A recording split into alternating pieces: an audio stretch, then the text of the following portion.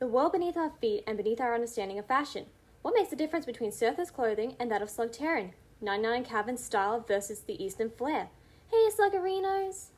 My name is Okami and I will be sharing my research I have regarding the clothing choices and designs of the Slugterran cast. Let's take a dive into the drop and find out together. Also, please remember that this is just my advice. Take it, crush it up, and trash it, whatever floats your boat. Speaking about taking a dive, let's look at Eli Shane. We learned from Eli in both Season 1, Episode 1, The World Beneath Our Feet Part 1, and in Season 4, Episode 1, Back on the Shane Gang, that the hoodie style both Eli and Tad wear are seen as surface clothes in the underground world. Fun fact, in Season 1, Episode 29, Eli is wearing a green version of his hoodie. Not so sneaky, Eli, for a disguise. Why is this the case? Slugterra has seen people migrate to it almost 2,000 years ago if we look at the story of Yang, Junjay's great ancestor. So it isn't a stretch to say that the 99 followed suit with its human population heading down around a similar time frame. As for our lovable hoodie, the earliest design was crafted back in 1934, where people would just sew a hood onto a pre-existing sweatshirt. Unless someone down in Slugterra decides they want to wear a cloak but also a sweatshirt at the same time, we likely won't see your average Slugterran slinger blasting sides from our favorite comfy garment. Mecha riding and slug slinging are great fun, but you got to remember that your clothes don't just set off a statement, they also protect your body from harm. Have you ever worn a dress while biking? Or even teeny tiny bike shorts that barely cover your behind? Did it hurt? That's why you won't see a slinger wearing compromising clothing while on mecha back. A majority of slingers will opt for some padded pants that are reminiscent of bikers' leg wear.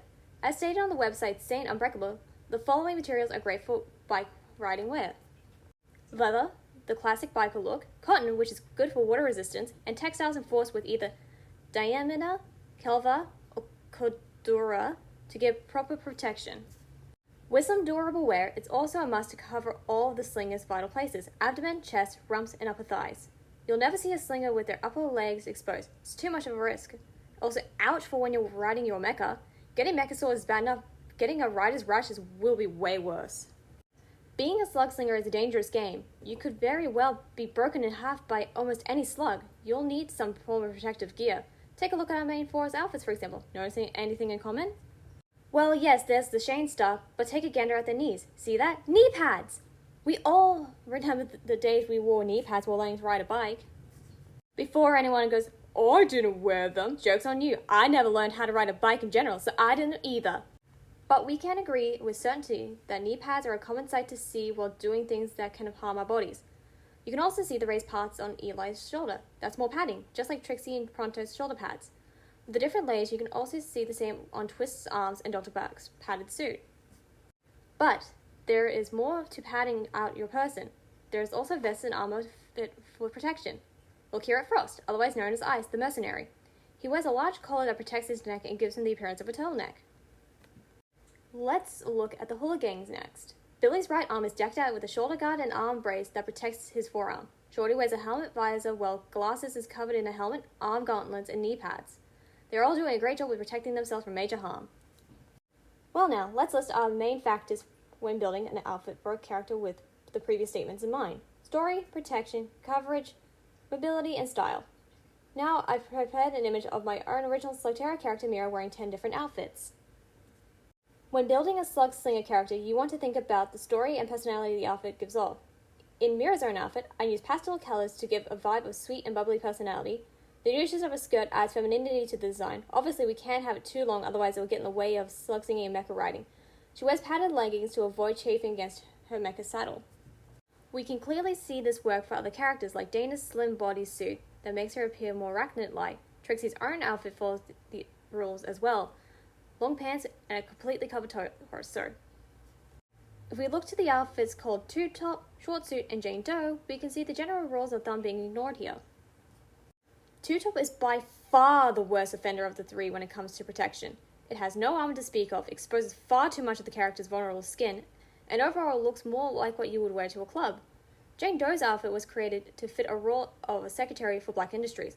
What is lacking in mobility for mecha riding, it makes up in giving both a fitting and unique outfit to a character who would be seen as important to certain cast members. Turning to the most useful of the three worst outfits for slug slinging / mecha riding, we look to Short Suit. with its questionably short shorts. If extended to about mid-thigh, it would save a slinger from mecha rashes or even extending the height of the boots. What about the different cabin systems and their attire?